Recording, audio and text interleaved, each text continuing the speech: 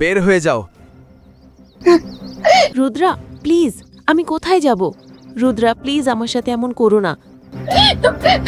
আমি তোমার স্ত্রী, প্লিজ এটা করো না। তুমি যেমন চাও আমি তেমনই থাকবো, কিন্তু প্লিজ আমাকে বাড়ি থেকে বের করে দিও না। Please please please please please.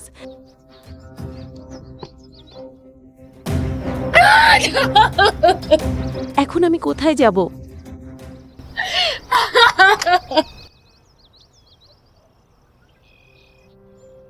দিদি প্লিজ প্লিজ, তোমার স্বামীর সন্তান আমার পেটে আছে, আমাকে মারো না। গায়ত্রী, তুমি মাটিতে নিচে কেন বসে আছো? কিছু হবে না, চিন্তা করো না, রিল্যাক্স। হিমাজি কেন গায়ত্রীকে বউ বলে ডাকছেন? এই রুদ্রা, আমি তোমার স্ত্রী। তোমার মা কেন গায়ত্রীকে এই বাড়ির বউ বলছেন? প্লিজ বলো, কি হচ্ছে? তুমি ওকে কেন জিজ্ঞেস করছো? আমি বলছি, কারণ তুমি এমন একজন নারী যে বংশ এগিয়ে নিয়ে যেতে পারে না, সে কেমন বউ? বউ সেই যে আমাকে একজন উত্তরাধিকারী দেবে। রুদ্রা, গায়ত্রীর গর্ভে যে সন্তান বড় হচ্ছে সেটা কি তোমার? হ্যাঁ, আর এখন থেকে গায়ত্রী শুধু আমার সাথেই থাকবে। আর আমি তোমার থেকে ডিভোর্স চাই।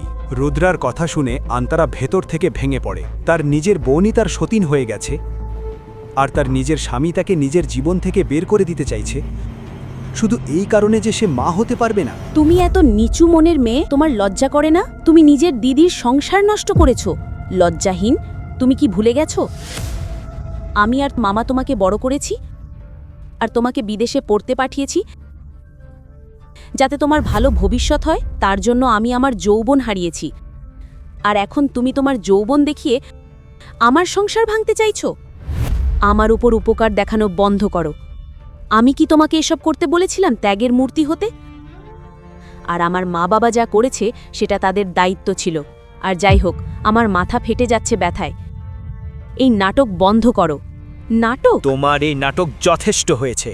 তুমি যদি গায়ত্রীকে আরও চাপ দেওয়ার চেষ্টা করো তাহলে আমার থেকে খারাপ কেউ হবে না। আর ডিভোর্স পেপার ফাইল হওয়া পর্যন্ত তোমার জিনিসপত্র নিয়ে সার্ভেন্ট রুমে গিয়ে থাকো এবং গায়ত্রীর যত্ন নাও।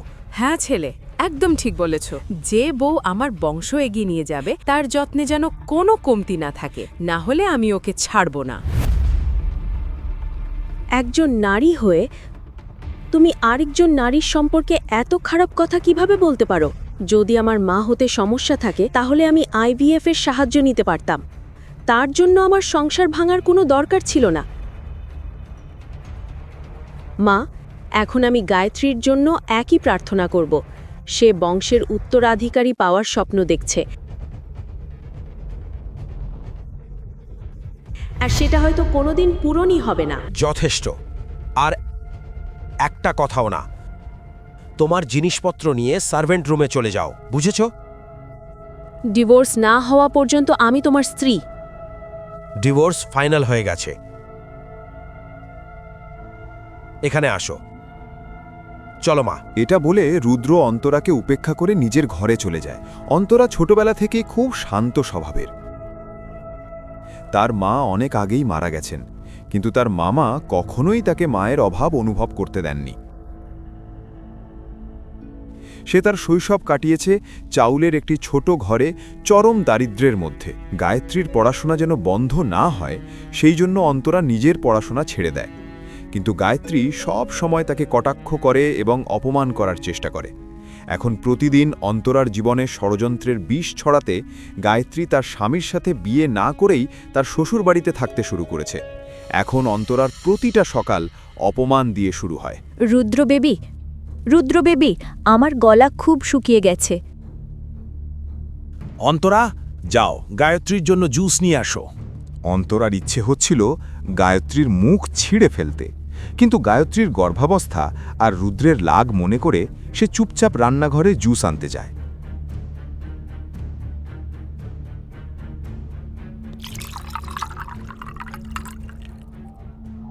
কার জন্য এই জুস নিয়ে যাচ্ছ? মম্মিজি, আমি গায়ত্রীর জন্য নিয়ে যাচ্ছি। এটা রেখে দাও, আমি তোমার উপর ভরসা করতে পারি না। কে জানে তুমি জুসে বিষ মিশিয়ে দিয়েছো কিনা, আর আমার ভবিষ্যৎ নাতি জন্মের আগেই মারা যায়। দিনু, এই জুসটা গায়ত্রীকে দাও। মম্মিজি, আমি অনেক চেষ্টা করেছি রুদ্রার মন জিততে, কিন্তু ও কখনোই আমার কাছে আসেনি। তাহলে আমি কি করব? আহা, তোমার মতো নিরক্ষর মেয়ের কাছে তো আমার কুকুরও আসবে না। তুমি সৌন্দর্য কি তা জানোই না। তোমার ছোট বোনের কাছ থেকে কিছু শিখতে পারতে। আমার শ্বশুর তোমার মধ্যে কি দেখেছিলেন জানি না, যে তিনি আমার রুদ্রার জীবন নষ্ট করে দিলেন। গ্রাম থেকে একটা মেয়েকে এনে এমন বড় প্রাসাদে বসিয়ে দিয়েছেন। আর কয়েকটা দিন, তারপর রুদ্রা তোমাকে ডিভোর্স দিয়ে গায়ত্রী বউকে বিয়ে করবে। এখন এখানে দাঁড়িয়ে আমাকে দেখছো কেন? ফেনাইল নিয়ে পুরো বাড়িটা পরিষ্কার করো।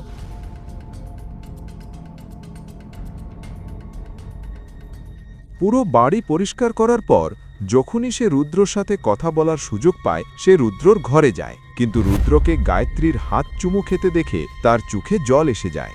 তবুও সাহস জোগাড় করে অন্তরা বলে, রুদ্রা, তুমি খুব ভালো করেই জানো আমাদের দুজনের মধ্যে যে গোপন কথা আছে, তারপরেও তুমি গায়ত্রীকে বিয়ে করতে যাচ্ছ। তুমি যদি ভাবো তোমার চালাকিতে তুমি সফল হবে, তাহলে তা হবে না। আমি কখনোই তোমার উদ্দেশ্য সফল হতে দেব না। আর আমার উদ্দেশ্যটা কি? রুদ্রা, যদি তোমার দাদু সেই শর্ত না দিতেন, তাহলে আমি কখনোই তোমাকে বিয়ে করতাম না। আমি সব বুঝি অন্তরা, তোমার মতো মেয়েদের চালাকি আমি খুব ভালো করেই জানি। এটা বলে রুদ্র ঘর থেকে বেরিয়ে যায়। যে বিছানায় আন্তারা আগে ঘুমতো, আজ সেখানে তার ছোট বোন শুয়েছিল।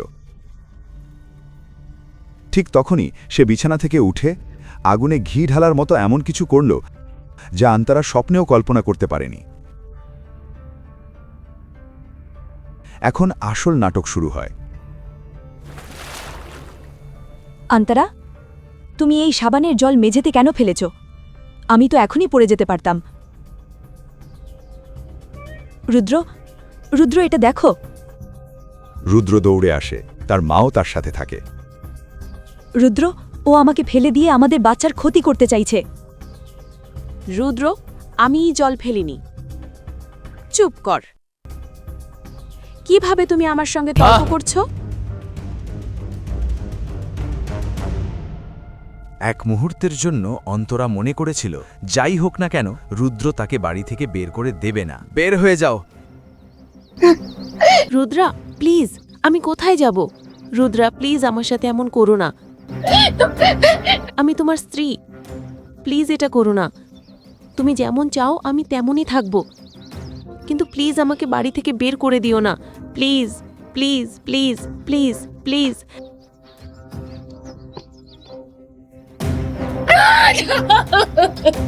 এখন আমি কোথায় যাব?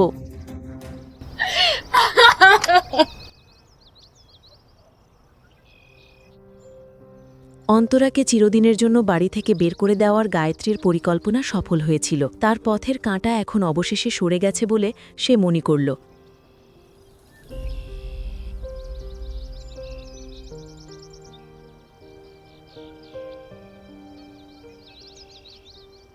কিছুক্ষণ পর একটি গাড়ির হর্ন অন্তরা, রুদ্রা এবং মধুর দৃষ্টি আকর্ষণ করল। অন্তরা গাড়ির ভেতরে তাকিয়ে স্তব্ধ হয়ে গেল। কিছু বোঝার আগেই একটি হাত তাকে ভেতরে টেনে নিল, আর দামি অডি গাড়িটি দ্রুত গতিতে চলে গেল। দরজা খোলা আর বন্ধ হওয়ার সেই ছোট্ট মুহূর্তে রুদ্রা এবং মধু ভেতরে বসে থাকা ব্যক্তির এক ঝলক দেখেছিল, আর তাদের পায়ের নিচ থেকে যেন মাটি সরে গেল। কে ছিল যে অন্তরাকে নিয়ে গেল? সে কি রক্ষাকর্তা, না অন্তরা আবার কোনো ষড়যন্ত্রের শিকার হতে চলেছে? অন্তরা কি কোনোদিন গায়ত্রীকে যোগ্য জবাব দিতে পারবে? অন্তরা আর রুদ্রার সম্পর্কের রহস্য কি? নাকি আবারও অশুভ শক্তির জয় হবে? গাড়ির ভেতরের মানুষটিকে দেখে অন্তরা অঝরে কাঁদতে শুরু করল। সেই মানুষটি আর কেউ নয়, তার সবচেয়ে কাছের বন্ধু তানভি। তানভি অন্তরাকে জড়িয়ে ধরল। আন্তারা, তোমার সাথে যা হয়েছে তার প্রতিশোধ আমরা নেব। আমার একটা প্ল্যান আছে, কিন্তু আগে তোমাকে সবকিছু বলতে হবে। অন্তরার চোখ, যা সবসময় ঝলমল করত, এখন কাঁদতে কাঁদতে ফুলে গেছে। তার মুখে যন্ত্রণা স্পষ্ট দেখা যাচ্ছিল। কয়েকদিন আগে কিভাবে তার জীবনে ঝড় নেমে এসেছিল তা সে মনে করতে শুরু করল। আমি কি কোনোদিন মা হতে পারবো না? কিন্তু আমার বিয়ে তো সেই শর্তেই হয়েছিল যে আমি তাকে একটা সন্তান দেব। রিপোর্টটা অন্তরার হাত থেকে পুড়ে গেল। এক মুহূর্তে তার জীবনের সব সুখ দুঃখে পরিণত হলো। আমি আগেই জানতাম সমস্যা তোমার মধ্যেই।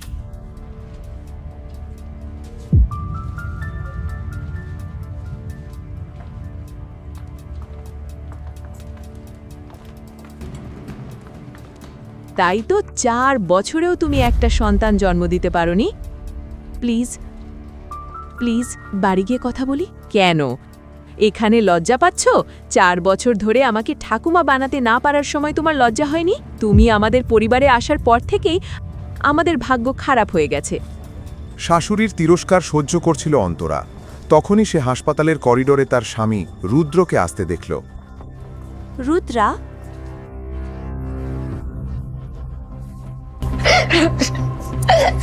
রুদ্র অন্তরাকে ধাক্কা দিয়ে সরিয়ে দিল। সে উত্তেজিত হয়ে তার মায়ের কাছে দৌড়ে গিয়ে বলল, রিপোর্ট পজিটিভ। আন্তারার শাশুড়ির রাগ হঠাৎ আনন্দে পরিণত হলো। মা রানীর কৃপায় আমার স্বপ্ন অবশেষে পূরণ হচ্ছে। স্বামী আর শাশুড়ির আচরণের এই পরিবর্তন দেখে অন্তরা বিভ্রান্ত হয়ে গেল। কিন্তু সে কিছু বোঝার আগেই তার মামাতো বোন গায়ত্রী সেখানে এসে শাশুড়ির পায়ে হাত দিল।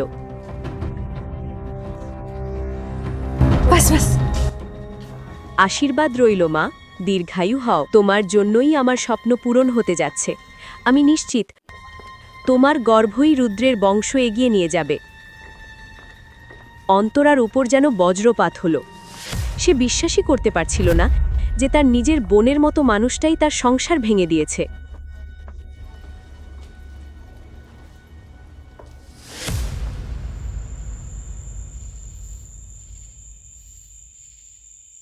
তুমি কিছু বলো বা না বলো, হাসপাতালের স্টাফ আমাকে সব বলে দিয়েছে। তোমার শ্বশুরবাড়ির লোকেরা নিজেদের কি ভাবে। চলো আমরা এক্ষুনি থানায় যাই। ভাগ্যে যা লেখা আছে কেউ তা বদলাতে পারে না। আমি আগেই বলেছি, কাঁদা ভালো নয়।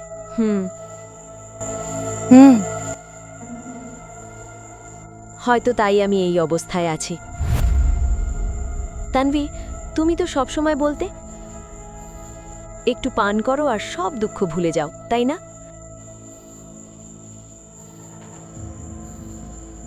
আজ আমি আমার সব দুঃখ ডুবিয়ে দিতে চাই। চলো।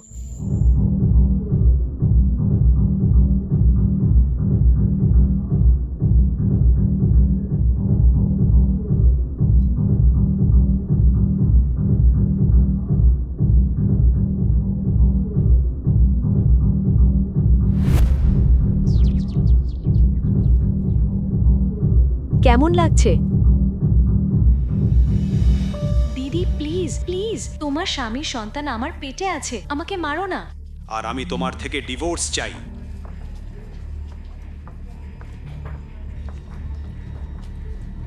তুমি কি করছো?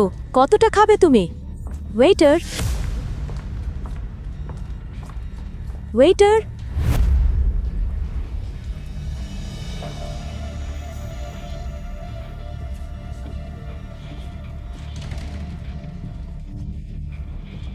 তোমাকে থামতে হবে।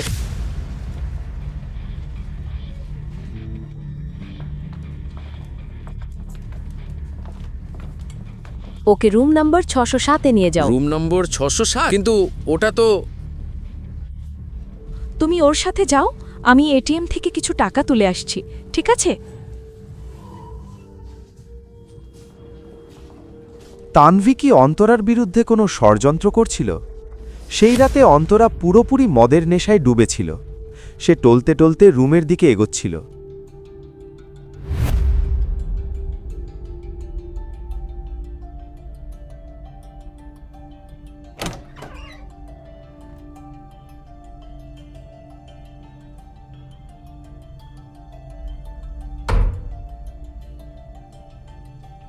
সম্পূর্ণ নেশাগ্রস্ত অবস্থায়।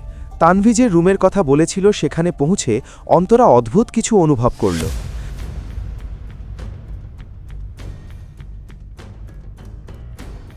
যেন একটা ছায়া তার দিকে এগিয়ে আসছে।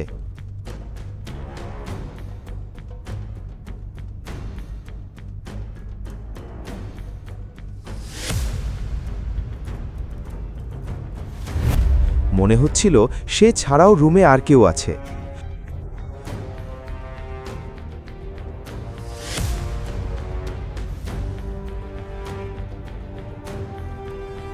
প্রথমে সে শুধু ছায়ার উপস্থিতি অনুভব করল, কিন্তু হঠাৎ করেই সে মেঝেতে সেই ছায়াটাকে স্পষ্ট দেখতে পেল।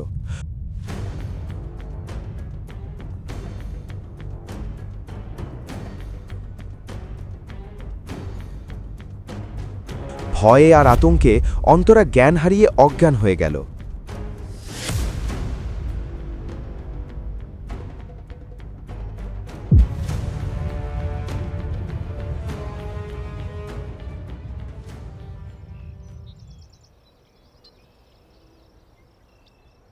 পরের সকালে অন্তরা ঘুম থেকে উঠতেই তার মাথা ঘুরতে লাগল। আগের রাতে সে এত বেশি মদ খেয়েছিল যে হোটেলের রুমে ঢোকার পর কি হয়েছিল কিছুই তার মনে নেই। বিছানা থেকে উঠে দাঁড়ানোর সময় তার পেটের কাছে অদ্ভুত একটা ভারী ভাব অনুভব করল। নিজের ফোলা পেট দেখে অন্তরার উদ্বেগ বেড়ে গেল। সম্পূর্ণ আতঙ্কিত অবস্থায় সে আয়নার দিকে দৌড়ে গেল, আর যা দেখল তাতে সে পুরোপুরি স্তব্ধ হয়ে গেল। তার কাঁধ আর পিঠে অদ্ভুত কিছু দাগ ছিল। গতরাতে নেশায় অচেতন অন্তরার সাথে কিছু একটা ঘটেছিল, যা আমরা সবচেয়ে খারাপ দুঃস্বপ্নেও কল্পনা করতে পারি না। আমার পেট এটা এত ফুলে গেল কিভাবে? আর আমার কাঁধেই দাগগুলো, এগুলো কি? গত রাতে কি হয়েছিল আমি কিছুই মনে করতে পারছি না কেন? এক রাতেই অন্তরা কিভাবে গর্ভবতী হয়ে গেল? তার সঙ্গে আসলে কি ঘটেছিল? তার কাঁধের দাগটার অর্থ কি? এই সব কিছুর সঙ্গে কি তানভিও জড়িত? অন্তরা তার মাথায় চাপ দিয়ে আগের রাতের কথা মনে করার চেষ্টা করল, কিন্তু সবকিছুই ছিল একেবারে ফাঁকা। আমার ফোন, আমার ফোন! যখন সে তার ফোন চেক করল তখন দেখল তানভীর ৪৫টি মিসড কল আছে। ঠিক তখনই আবার তার ফোন বেজে উঠল। গত রাত থেকে তোমাকে খুঁজছি। আমি মনে হচ্ছে আমি হোটেল রুমে আছি। একবার তোমার রুম নম্বরটা দেখে আমাকে বলো।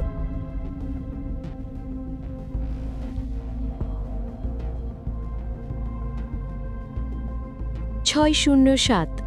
607 নম্বর রুমের কথা শুনে তানভী স্বস্তির নিঃশ্বাস ফেলল ঠিক আছে। এবং তাড়াতাড়ি করে অন্তরার কাছে চলে গেল।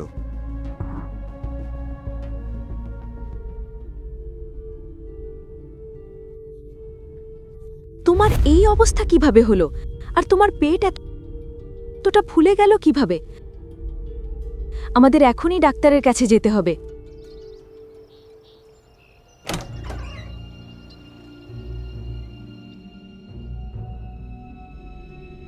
রিপোর্ট এসে গেছে, তুমি গর্ভবতী। একদিকে অন্তরা অবাক হয়ে গেল, সে হঠাৎ কিভাবে 7 মাসের গর্ভবতী হয়ে গেল, তাও আবার কেউ তাকে স্পর্শ না করেই। অন্যদিকে গর্ভাবস্থার খবর নিশ্চিত হতেই তানভী খুব খুশি হয়ে গেল। প্লিজ তানভি, আমাকে বলো গত রাতে আমার সঙ্গে কি হয়েছিল। আমি সব বলবো আন্তারা, কিন্তু আমার একটা শর্ত আছে। কি শর্ত? তানভীর শর্ত শুনে অন্তরা বলল, তুমি কি বলছো তানভি? তুমি হয়তো আমাকে গতরাতে সত্যিটা বলবে না, কিন্তু আমি তোমার এই শর্ত মেনে নিতে পারবো না। কি সেই শর্ত?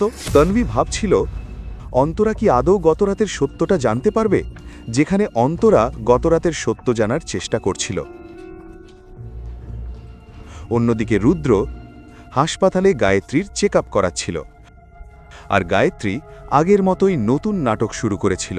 সব কিছু ঠিক আছে, তবে ওনাকে একদিন পর্যবেক্ষণে রাখতে হবে। ধন্যবাদ। আমাদের বাচ্চার যদি কিছু হয়ে যায় তাহলে আমি বাঁচতে পারবো না। না না, একদম চিন্তা করো না। আমার উপস্থিতিতে আন্তারা বা অন্য কেউ আমাদের বাচ্চার কোনো ক্ষতি করতে পারবে না। তোমার কোনো চিন্তা করার দরকার নেই। আমি তোমার সঙ্গে থাকব এবং তোমার যত্ন নেব। আমি তোমার জন্য জুস নিয়ে আসছি, ঠিক আছে?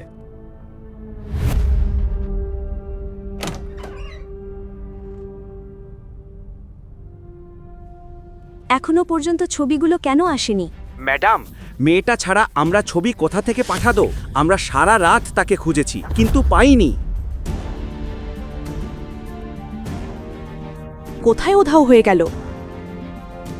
একবার তাকে খুঁজে পেলেই আমি তাকে শাস্তি দেব। এদিকে অন্তরার মোবাইলে একটি মেসেজ এলো। 602 নম্বর রুমে 10 জন লোক আছে যারা তোমার সঙ্গে খারাপ কিছু করতে চায়, আর তাদের গায়ত্রী পাঠিয়েছে। কি? কিন্তু তুমি কে? আর এসব তুমি কিভাবে জানো?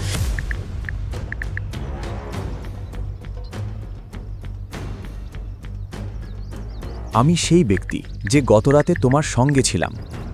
তোমার জীবন পুরোপুরি বদলে যেতে চলেছে।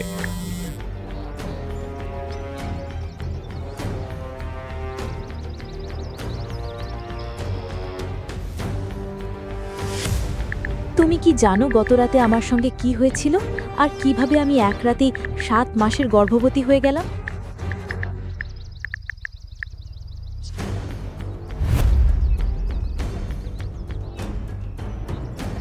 আমি সব জানি। গতরাতেই আমি তোমাকে সব বলেছিলাম। তুমি যদি এর জন্য প্রস্তুত থাকো তাহলে আমাকে কল করো। শান্তভাবে ভেবে দেখো, সিদ্ধান্ত তোমার। আমি তোমার উপর হওয়া প্রতিটা অন্যায়ের প্রতিশোধ নেব এবং তোমার অধিকার তোমাকে ফিরিয়ে দেব। তোমার নিজের মিস্টার শ্যাডো।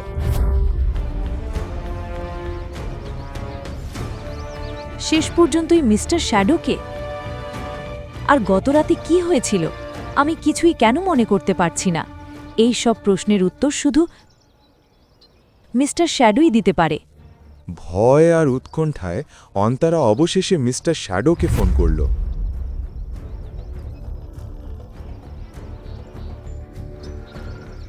হ্যালো অন্তরা, আমি জানতাম তুমি ফোন করবে। বলো, তুমি কি সিদ্ধান্ত নিয়েছো? তুমি কি? আর তুমি আমার থেকে কি চাও?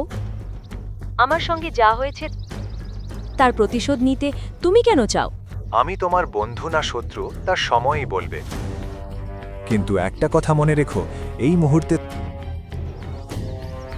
তোমার প্রতিটা শত্রুই আমার শত্রু। যতক্ষণ না আমি তোমার উপর হওয়া অন্যায়ের প্রতিশোধ নিচ্ছি। কে এই মিস্টার শ্যাডো? আর অন্তরার কাছ থেকে সে আর কি চায়? অন্তরার ওপর হওয়া অন্যায়ের প্রতিশোধ সে কেন নিতে চায়? সেই রাতেই আসলে অন্তরার সঙ্গে কি ঘটেছিল? কিভাবে অন্তরা একদিনেই 7 মাসের গর্ভবতী হয়ে গেল? তার কাঁধের দাগের মানে কি? তানভীও কি এই সব কিছুর সঙ্গে জড়িত? আর সে কি শর্ত দিয়েছিল অন্তরাকে? অন্তরার জীবনে এরপর কি হতে চলেছে? হ্যালো অন্তরা, আমি জানি 5 লাখ টাকা খুব কম। হ্যাঁ, কিন্তু খুব তাড়াতাড়ি আমি ওই অ্যাকাউন্টে আরও টাকা জমা করব। মিস্টার শ্যাডো, তুমি যেই হও না কেন আমার সম্পর্কে দুটো বিষয় পরিষ্কার করে বুঝে নাও। প্রথমত, আমি গতরাতে নেশাগ্রস্ত ছিলাম এবং আমাদের মধ্যে যা কিছু হয়েছে তা একটা ভুল। আর দ্বিতীয় বিষয় হলো, আমার কাছে টাকা না থাকলেও আমার বিবেক এখনো মরে যায়নি। আমাকে সাহায্য করতে যাওয়ার জন্য ধন্যবাদ, কিন্তু আমি তোমার টাকা চাই না। অন্তরা, আমি তোমাকে সিদ্ধান্ত নেওয়ার আগে ভালো করে ভাবতে বলেছিলাম। আর তুমি এত তাড়াহুড়ো করে এটা কেন করছো? হ্যাঁ, আমি ভেবে নিয়েছি। আর যদি তুমি ভেবে নিয়ে থাকো, তাহলে আমাকে এতটা প্রত্যাখ্যান কেন করছো? তুমি এত অস্থির হয়ে যাচ্ছ কেন? একটা কথা বলো, আমি তোমাকে বলেছিলাম যে আমি তোমাকে তোমার নিজের থেকেও বেশি জানি। আমি বলেছি আমি তোমার টাকা চাই না। অন্তরা কলটি কেটে দিল। ঠিক তখনই তার ফোন বেজে উঠল, কিন্তু সেটা ছিল একটি ল্যান্ডলাইন নম্বর। অন্তরা কলটি রিসিভ করল। মিসেস অন্তরা, আপনার মামাকে আমাদের হাসপাতালে ভর্তি করা হয়েছে। তিনি খুবই গুরুতর অবস্থায় আছেন। আপনি দ্রুত হাসপাতালে চলে আসুন। এটা শুনে অন্তরার চোখ বিস্ময়ে বড় হয়ে গেল। লাইফ কেয়ার হসপিটালের গেটের সামনে একটি অটোরিকশা এসে থামল। অন্তরা ভাড়া মিটিয়ে সে দৌড়ে হাসপাতালের ভিতরে ঢুকে গেল।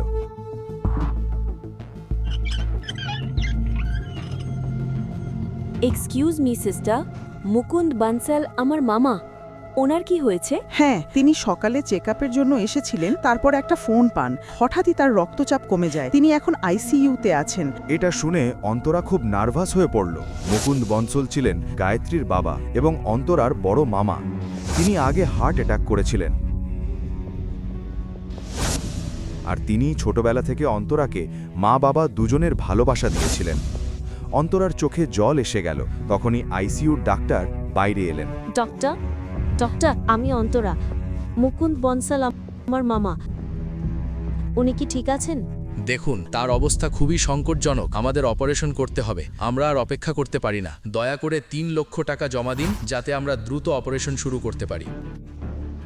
আমি টাকা জোগাড় করছি ডক্টর, আপনি অপারেশন শুরু করুন। আমি দুঃখিত অন্তরাজি, আমরা অগ্রিম টাকা ছাড়া অপারেশন শুরু করতে পারবো না। এটা হাসপাতালের নীতির বিরুদ্ধে। অন্তরার কাছে এত টাকা ছিল না, তাই সে নিজের আত্মসম্মান ত্যাগ করে রুদ্রার নম্বরে কল করল। হ্যালো রুদ্রা, আজ সকালে তুমি যখন আমার কল কেটে দিয়েছিলে, তখন আমি ভেবেছিলাম তুমি আর কখনো আমার সাথে কথা বলবে না। বুঝতে পারছি, মনে হচ্ছে আমার থেকেও বেশি তুমি ডিভোর্স পাওয়ার জন্য আগ্রহী হয়ে উঠেছ। রুদ্রার বিদ্রূপ উপেক্ষা করে অন্তরা বলল, রুদ্র, তুমি কি আমাকে 3 লাখ টাকা দিতে পারবে? তোমার লোভের কোনো সীমা নেই। গতকালই আমি তোমাকে একটা চেক দিয়েছিলাম, আর আজ আবার তুমি আমার কাছ থেকে টাকা চাইছো। আর যখন গতকাল আমি বলেছিলাম তুমি আমাকে শুধু টাকার জন্য বিয়ে করেছো, তখন অতি সাবিত্রী হয়ে গিয়েছিলে। রুদ্র, তুমি মনে করো যে আমি তোমার কাছে ভিক্ষা চাইছি? দয়া করে আমাকে একবার সাহায্য করো। মিসেস আহুজা, যা কিছু করার আছে দয়া করে তাড়াতাড়ি করুন, রোগীর হাতে খুব বেশি সময় নেই। আমি আর কখনো তোমার কাছে কিছু চাইবো না, শুধু আমাকে 3 লাখ টাকা দাও। এই নাটকটা এখন বন্ধ করো। রুদ্র কোথায়? তাকে ফোনটা দাও। তোমার সাথে কথা বলতে চায় না। রুদ্র নিজেই আমাকে তার ফোন দিয়েছে এবং বলেছে যে সে ডিভোর্স ছাড়া অন্য কোনো বিষয়ে তোমার সাথে কথা বলতে চায় না। তোমার কি কিছুই জানা নেই কি হচ্ছে?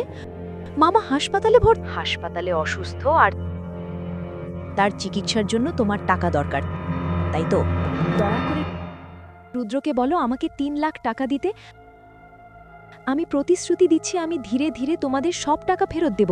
ভালো করে শুনে নাও, রুদ্র যদি নিজে থেকে তোমাকে টাকা দিতেও রাজি হতো, তবুও আমি তাকে দিতে দিতাম না, কারণ আমি তোমার মামাকে, মানে আমার সম্মানিত বাবাকে ফোন করে বলেছি যে তুমি অন্য একজন পুরুষের সাথে ছিলে, আর এটা শুনে তিনি সরাসরি অপারেশন থিয়েটারে চলে গিয়েছিলেন। এটা বলেই গায়ত্রী নির্লজ্জভাবে হাসল এবং ফোন কেটে দিল। অন্যদিকে অন্তরা নিজের কানকে বিশ্বাস করতে পারছিল না। সে ভাবছিল একটা মেয়ে কিভাবে নিজের বাবার সাথে এমন করতে পারে। নিচে লেখা ছিল মিস্টার শ্যাডো। এটা পড়ে অন্তরা বেশি কিছু না ভেবেই সিদ্ধান্ত নিয়ে ফেলল।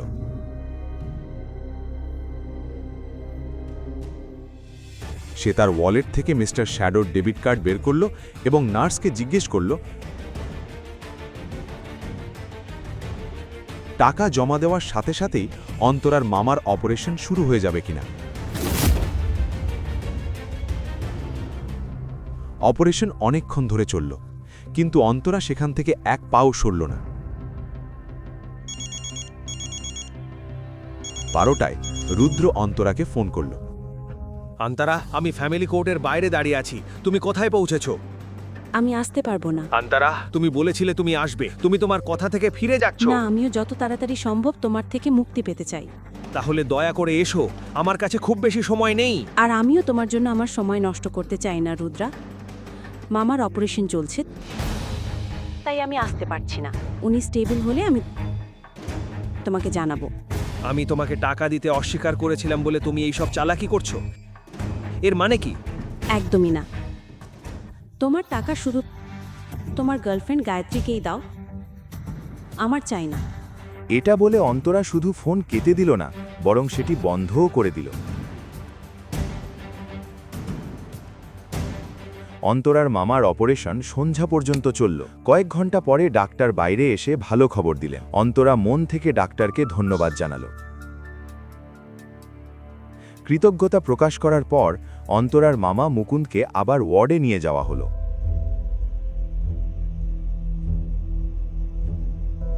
মামা চেতনা ফিরে পাওয়ার সাথে সাথেই তিনি সামনে অন্তরাকে দেখতে পেলেন। মেয়ে, আমাকে একবার বলো, গায়ত্রী যা বলেছে সব মিথ্যে। তুমি কিভাবে এমন বড় ভুল করতে পারলে আমার বাচ্চা?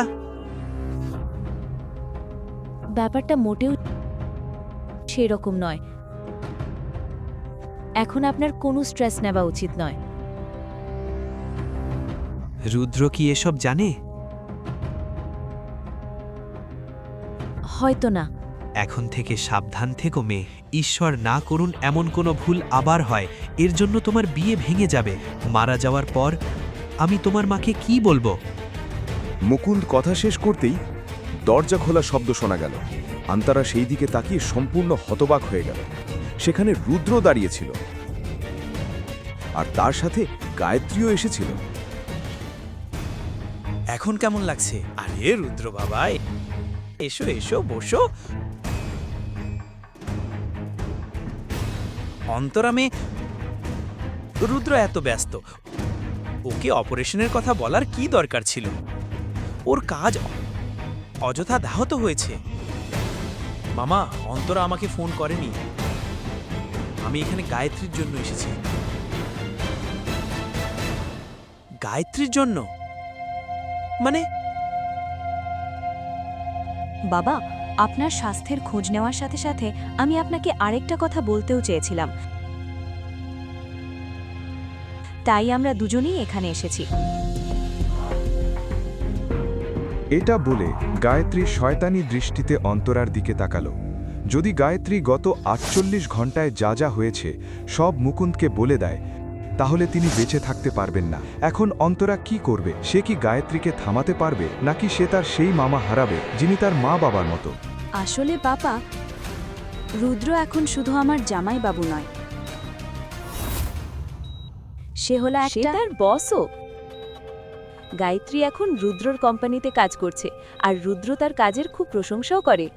আচ্ছা, এটা তো ভালো কথা। গায়ত্রীর পড়াশোনার জন্য আমরা যে কষ্ট করেছি তার ফল অবশেষে মিষ্টি হতে শুরু করেছে।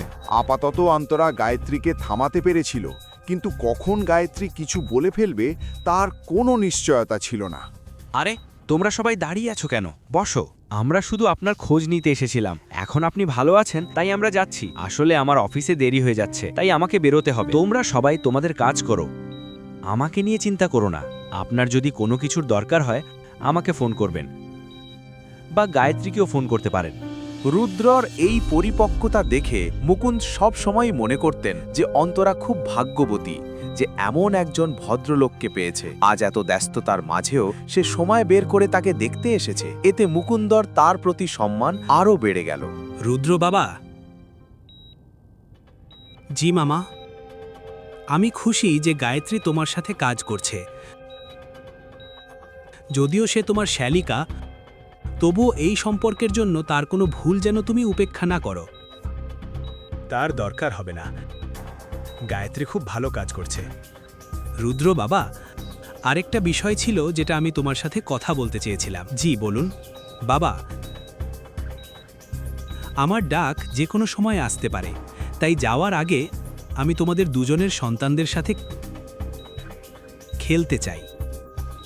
মুকুন্দের কথা শুনে অন্তরা মাথা নাড়ল। সে কিভাবে তার মামাকে বলবে যে সে কোনো দিন মা হতে পারবে না?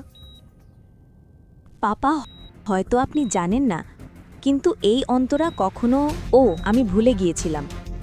নার্স ওষুধের এই প্রেসক্রিপশনটা দিয়েছেন, এটা মার্সি ফার্মেসি থেকে এনে দাও, নিয়ে এসো।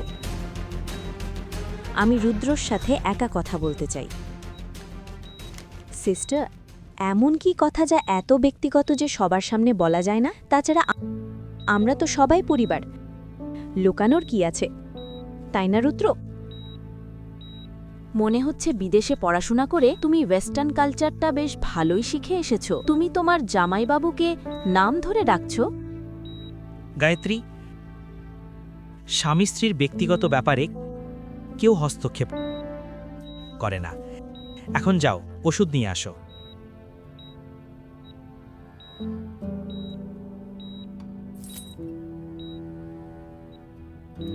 তোমার সাথে কথা আছে, তুমি কি বাইরে আসবে?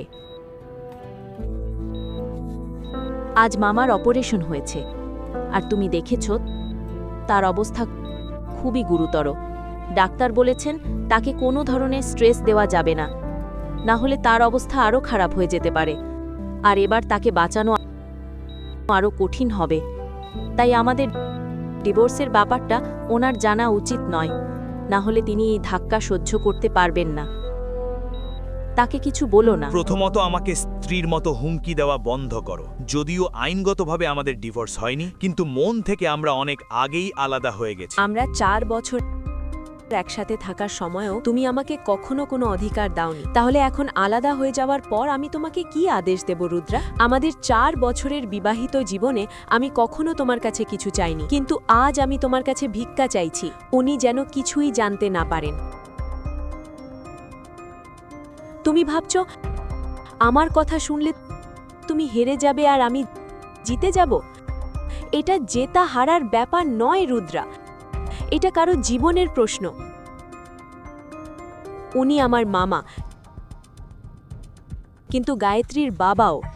আমার জন্য না হলেও অন্তত গায়ত্রীর জন্য এটা করো। ঠিক আছে, আমি গায়ত্রীর সাথে এই বিষয়ে কথা বলবো। এখন যদি তোমার কথা শেষ হয়ে থাকে, আমি কি যেতে পারি? আমার দেরি হয়ে যাচ্ছে। অন্তরা তাড়াতাড়ি তার মামার ওয়ার্ডে পৌঁছতে চাইল। তার ভয় ছিল গায়ত্রী আগে পৌঁছে গেলে সবকিছু বলে দেবে। হঠাৎ রুদ্র তার গলায় একটা দাগ লক্ষ্য করল। তোমার গলায় এই দাগটা কি? রুদ্র বুঝতে বেশি সময় নিল না এটা কেমন দাগ। এটা একটা দুর্ঘটনা ছিল রুদ্র, আর আমি তোমাকে কোনো ব্যাখ্যা দিতে বাধ্য নই। মামা ভালো হয়ে গেলে আমরা ডিভোর্সের প্রক্রিয়া সম্পূর্ণ করব। তারপর তোমাকে আমার মুখ দেখতে হবে না, আর আমাকেও তোমার মুখ দেখতে হবে না। এখন তোমার আর আমাকে প্রশ্ন করার কোনো অধিকার নেই। তুমি একটা জিনিস ভুলে যাচ্ছ, আমি এখনো তোমার স্বামী, এখনো ডিভোর্স হয়নি। বলো সে কে, না হলে আমি তোমাকে মেরে ফেলবো। আমার কোনো স্বামী নেই, আসলে কোনোদিনই ছিল না।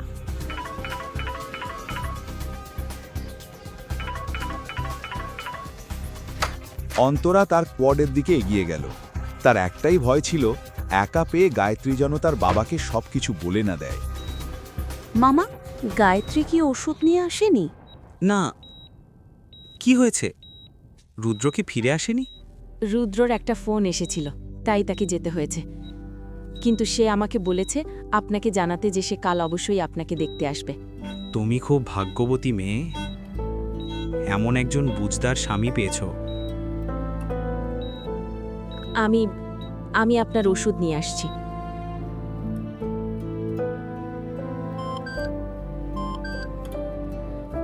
আমি তোমার অ্যাকাউন্টে 5 লাখ টাকা ট্রান্সফার করেছি, একবার দেখে নাও। ফার্মাসিতে ওষুধের দাম দেখে অন্তরা বুঝতে পারল কেন গায়ত্রী সেগুলো কেনেনি। মাত্র 1 সপ্তাহের ওষুধের বিলি ছিল 25,000 টাকা।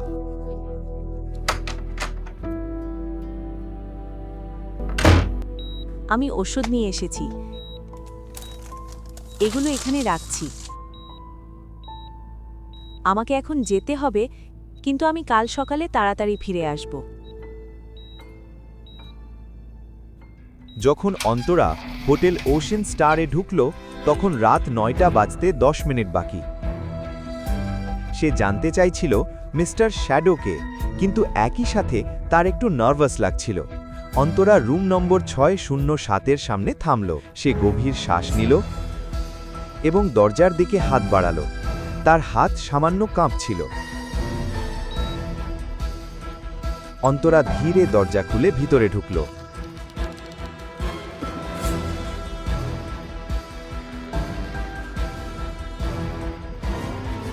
হ্যালো অন্তরা।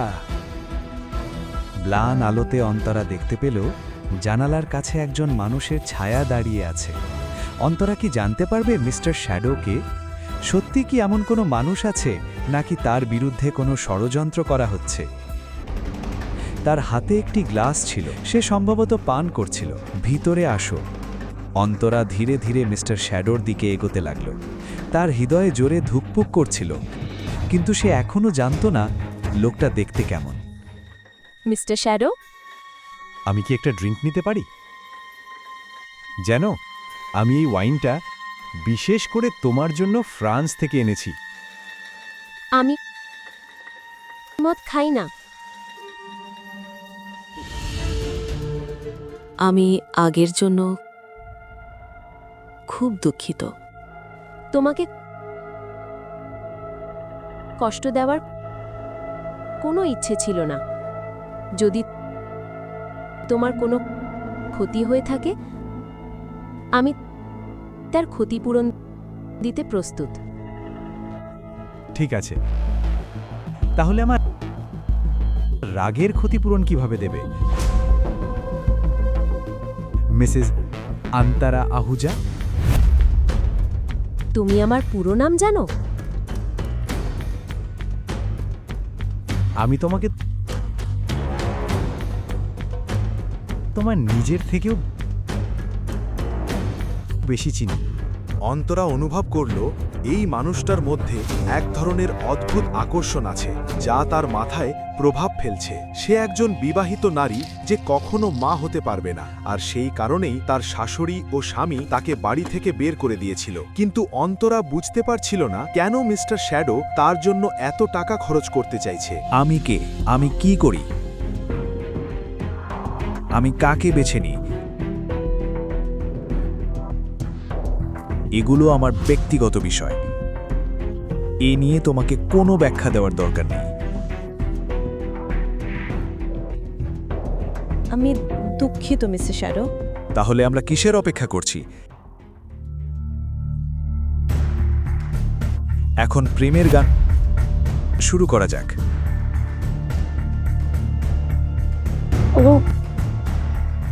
আমার এখনো ডিভোর্স হয়নি। তাতে কি আসে যায়? আমি আগে ডিভোর্স নিতে চেয়েছিলাম, তারপর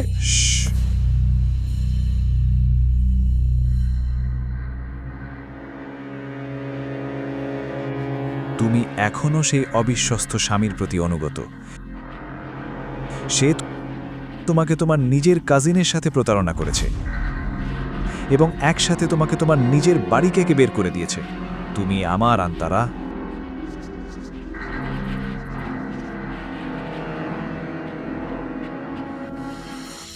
অন্তরা পুরোপুরি মিস্টার শ্যাডোর আকর্ষণ অনুভব করতে পারছিল। তার মনে হচ্ছিল মিস্টার শ্যাডোর শ্বাস প্রশ্বাসও দ্রুত হয়ে যাচ্ছে। অন্তত বলো, তুমি কে? সঠিক সময়ে এলে আমি সব বলবো।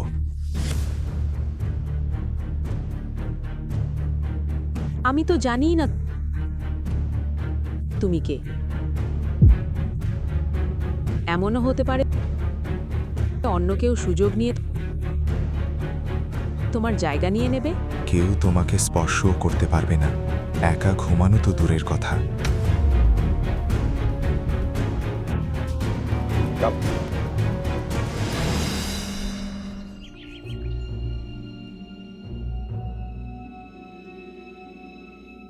আরেকটি উন্মত্ত রাত কেটে যাওয়ার পর সকালে যখন অন্তরা ঘুম থেকে উঠল, মিস্টার শ্যাডো রুমে ছিল না।